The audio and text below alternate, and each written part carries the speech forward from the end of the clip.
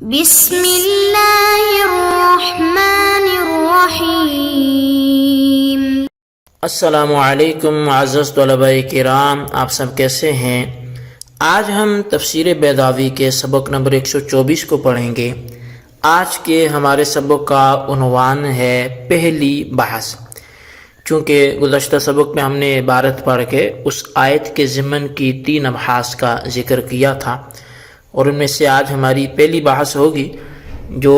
ہماری گزشتہ عبارت کی توضیح و تشریح بھی ہوگی۔ تو اس لیے اب گزشتہ سبق میں عبارت تو پڑھ لی گئی ہے، آپ اسی سبق کو سن لیں، اور وضاحت کے لیے پھر آپ اس سبق کا ساتھ میں ربط رکھیں۔ تو پہلی جو بحث تھی، یعنی کہ جو ابو الجملہ تھا الذین کے عطف اور اس کی مراد کے حوالے سے جو بحث تھی، اس کا حاصل یہ ہے کہ الذین یؤمنون، یہ اس کے اندر ازرو عطف 4 صورتیں بنتی ہیں، جس کو اس طور پہ سمجھنا چاہیے کہ یہ جملہ 2 حال سے خالی نہیں ہے۔ یا تو اس کا عطف المتقین پر ہوگا، اور یا پھر الذین یؤمنون بالغیب پر ہوگا۔ اگر متقین پر عطف ہو تو اس وقت متقین سے مراد وہ لوگ ہوں گے جو شرک سے اعراض کر کے ایمان کے اندر داخل ہوئے، اور جملہ الذین یؤمنون سے وہ لوگ مراد ہوں گے جو پہلے کسی دین سماوی پر قائم تھے اور پھر اپنے دین سے منتقل ہو کر نبی اکرم صلی اللہ علیہ وسلم کے دین میں داخل ہوئے۔ اس صورت کے اندر الذین یؤمنون بما انزل، یہ متقین کے تحت داخل نہیں ہوں گے، بلکہ دونوں میں تغایر ہوگا، اور ترجمہ یوں ہوگا کہ یہ کتاب ہدایت ہے ان لوگوں کے لیے جو پہلے مشرک تھے اور پھر ایمان لے آئے، اور ان لوگوں کے لیے جو پہلے کسی ملت سماویہ پر ایمان رکھتے تھے اور پھر حضور صلی اللہ علیہ وسلم کے دین پر ایمان لے آئے۔ اور اگر اس جملے کا عطف ما سبق کے جملہ الذین یؤمنون بالغیب پر ہو تو پھر 2 حال سے خالی نہیں ہے، یا تو دونوں جملوں میں تغایر ہوگا یا دونوں میں اتحاد ہوگا۔ اگر دونوں میں تغایر ہے تو اس صورت کے اندر الذین یؤمنون بالغیب سے مراد وہ لوگ ہیں کہ جو کفر اور شرک، یہ سابقہ جو ان کا کفر اور شرک تھا اس سے اعراض کر کے ایمان میں داخل ہوئے، اور جملہ الذین یؤمنون بما انزل الیک سے وہ لوگ مراد ہوں گے جو اپنے دین سابق سے منتقل ہو کر نبی اکرم صلی اللہ علیہ وسلم کے دین پر ایمان لائے، یعنی مومنین اہل کتاب جیسے عبداللہ بن سلام اور ان کے ساتھی۔ اور اس صورت میں یہ دونوں مستقل قسمیں ہوں گی، اور دونوں میں سے ہر ایک کا دوسرے پر عطف ایسا ہوگا جیسا کہ احد المتباینین کا آخر پر ہوتا ہے، یعنی 2 متضاد چیزوں میں سے ایک کا دوسرے پہ ہوتا ہے، اور دونوں متقین کے تحت اس طرح داخل ہوں گی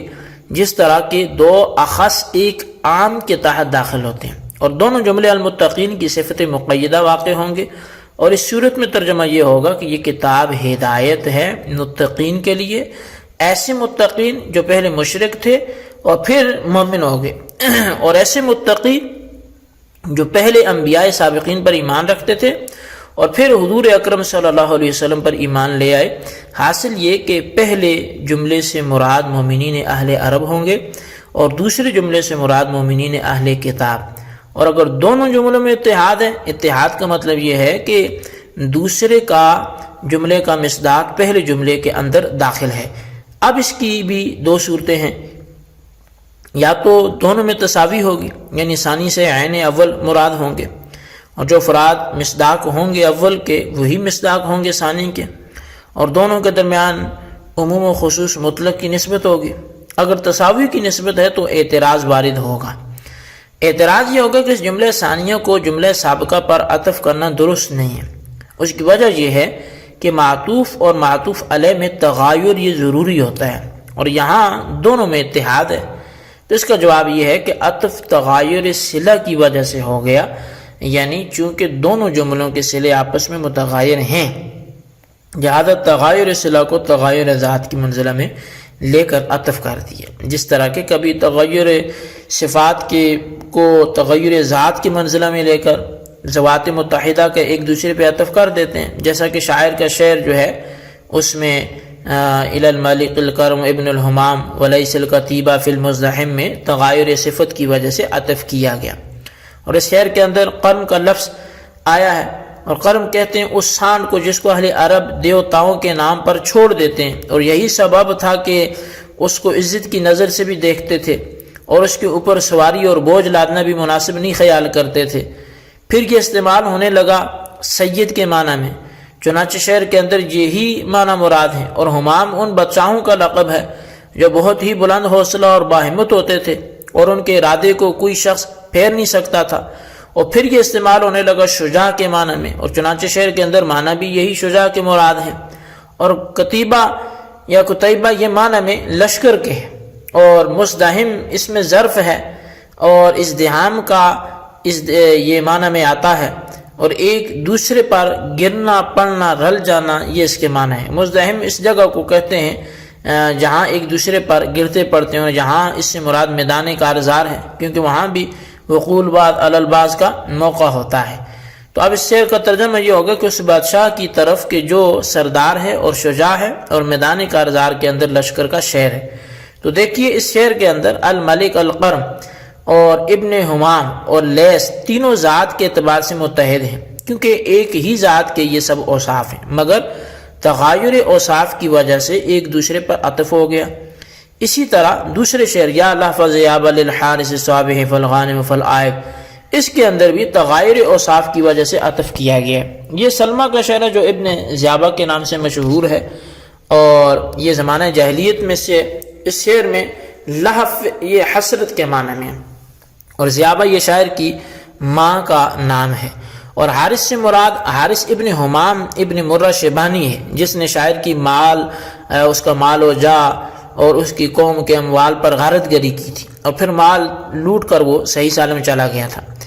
اسی لفظ حارث کے شاعر نے 3 وصف ذکر کیے، صابح کے معنی صبح کو آنے والا، غانم کے معنی مال کو لوٹنے والا، عائب کے معنی صحیح سالم لوٹ کے جانے والا۔ اب یہ تینوں اوصاف ذات کے اعتبار سے تو ایک ہیں، کیونکہ ایک ہی ذات کے یہ تینوں اوصاف ہیں، مگر خود اوصاف اپنے مفہوم کے اعتبار سے باہم متغیر ہیں۔ اس وجہ سے فا کے ذریعے عطف کر دیا گیا، اور اس کا ترجمہ یہ ہوگا اے میری ماں زیابہ کی حسرت اسی حارث کی لوٹ مار کی وجہ سے جو صبح کو داخل ہوا، پھر مال غنیمت لوٹا، پھر صحیح سالم واپس چلا گیا۔ اب اس شعر اور پہلے والے شعر میں فرق یہ ہے کہ پہلے شعر میں مثال ہے عطف بالواو کی، اور دوسرے شعر میں مثال ہے عطف بالفا کی۔ اب رہی یہ بات کہ آیت کے اندر تغایر صلہ کس طرح پر موجود ہے، تو اس کا جواب یہ ہے کہ بہین طور پر کہ جملہ سابقہ میں ایمان بالغیب سے ان اشیاء کا ایمان مراد ہے جن کا عقل فی الجملہ ادراک کر سکتی ہے، اور پھر اس ایمان کو ذکر کرنے کے بعد اللہ تعالیٰ نے ان چیزوں کا ذکر فرمایا جو ایمان بالغیب کی تصدیق کرتی ہیں، یعنی عبادت بدنیہ، عبادت مالیہ۔ اس جملہ لاحقہ میں ایمان سے مراد ان چیزوں کا ایمان ہے کہ جن کو صرف سن کر پہچانا جا سکتا ہے، عقل کے ذریعے سے ادراک نہیں ہو سکتا۔ پہلے والے ایمان کی مثال وجود واجب کا ایمان اور اس کی توحید کا ایمان، اور اللہ تعالیٰ کی صفات کے ازلی اور ابدی ہونے کا ایمان، اور دوسرے ایمان کی مثال جو ہے وہ کتب سابقہ کے کتاب اللہ ہونے کا ایمان لانا۔ پس جب صلات کے اعتبار سے تغایر ہے تو تغایر صلات کا لحاظ رکھ کر عطف کر دیا گیا، اس بات کو بتلانے کے واسطے کہ متقین دونوں قسم کے ایمان کو جامع ہے۔ بعض لوگوں نے فرق اس طور پر بھی بیان کیا ہے کہ جن قضایا کی انسان تصدیق کرتا ہے ان کی 3 قسمیں ہیں۔ اول وہ قضایا جن کا موضوع محمول دونوں مدرک بالحس ہوں، جیسے الماء بارد والنار حار، کہ اس کے اندر موضوع محمول دونوں مدرک بالحس ہیں۔ اور دوم وہ قضایا کہ جن کے موضوع محمول دونوں مدرک بالحس نہ ہوں بلکہ مدرک بالعقل ہوں، جیسے اللہ واجب اور اللہ واحد، صفات اللہ جو ہے وہ قدیمت، کہ ان میں موضوع اور محمول دونوں مدرک بالعقل ہیں۔ سوم وہ قضایا کہ جن کے موضوع تو مدرک بالحس ہیں لیکن ان کے محمول مدرک بالعقل ہیں، لیکن ان کے جو محمول ہیں وہ مدرک بالعقل نہیں ہیں یا اس کے برعکس ہیں، جیسے محمد الرسول اللہ، القرآن کلام اللہ، الکتب سابقۃ منزلۃ من اللہ، کہ ان میں موضوع یعنی محمد اور قرآن اور کتب سابقہ تو مدرک بالحس ہیں، لیکن محمولات یعنی مدرک وہ بالعقل ہیں، مدرک بالحس نہیں ہیں۔ اول قسم کے قضایا تو ایمان بالغیب کے تحت ہیں، داخل نہیں ہیں، کیونکہ غیب تو کی تو تعریف یہ ہے کہ وہ مدرک بالحس نہ ہو، اور یہ قضاء مدرک بالحس ہیں۔ اب باقی رہی آخر کی دو قسمیں، تو بس یؤمنون بالغیب سے پہلے والے قضاء پر ایمان لانا مراد ہے، اور عبادات بدنی اور عمالیہ کے جو مصدق ہیں، اور یؤمنون بمنزلۃ الایک سے قضاء ثانیہ پر ایمان لانا مراد ہے۔ اور جب دونوں سے مختلف مفہوم مراد ہیں تو تغیر صلہ متحقق ہو گیا، اور تغیر صلہ کی وجہ سے عطف بھی کر دیا گیا۔ پھر یہاں پہ موصول کو مقرر لایا گیا، وہ اس بات پر تنبیہ کرنے کے لیے کہ ان دونوں کی صلات کی راہیں مختلف ہیں۔ چنانچہ پہلے والے الذین کے صلہ میں یؤمنون کی راہ عقل ہے، اور دوسرے والے الذین کے صلہ یؤمنون بما انزل کی راہ سماع ہے۔ اگر مقرر نہ لاتے تو یہ وہ توہم ہوتا کہ دونوں کی راہ ایک ہے، اور اگر دونوں جملوں کے درمیان عموم و خصوص مطلق کی نسبت ہوگی تو اس صورت کے اندر جملہ سابقہ عام ہوگا، اور اس سے مراد وہ لوگ ہوں گے جو حضور کے دین پر ایمان لائے، خواہ پہلے سے وہ شرک پر تھے یا پہلے سے وہ کسی ملت سماویہ کے ماننے والے۔ بس یہ عام ہوگا جمیع مومنین اہل عرب اور تمام اہل کتاب کو، اور دوسرا جملہ اخص ہوگا، اور اس سے مراد مومنین اہل کتاب ہوں گے۔ بس ان کا ذکر جملہ سابقہ کے بعد ایسا ہی ہوگا جیسے کسی خاص کو عام کے بعد ذکر کر دیتے ہیں، مثلا جبریل و میکائیل کا خصوصاً ذکر ملائکہ کے بعد کر دیا جاتا ہے۔ جی طلبہ کرام، یہ ہمارے آج کے سبق کی توضیح و تشریح تھی، اس کو اچھی طرح سمجھیں، اس کے خلاصے کو اپنے رجسٹر پر لکھیں، بالخصوص ان سوالات کے جوابات دیں کہ جن قضاء کی انسان تصدیق کرتا ہے ان کی کتنی قسمیں ہیں۔ اور سوال نمبر 2 یہ ہے کہ اول بحث سے مراد عطف کی کتنی صورتیں ہیں، تحریر کریں۔ اللہ تبارک و تعالیٰ سے دعا ہے جو کچھ ہم نے پڑھا سنا سے یاد رکھنے کی توفیق نصیب فرمائے،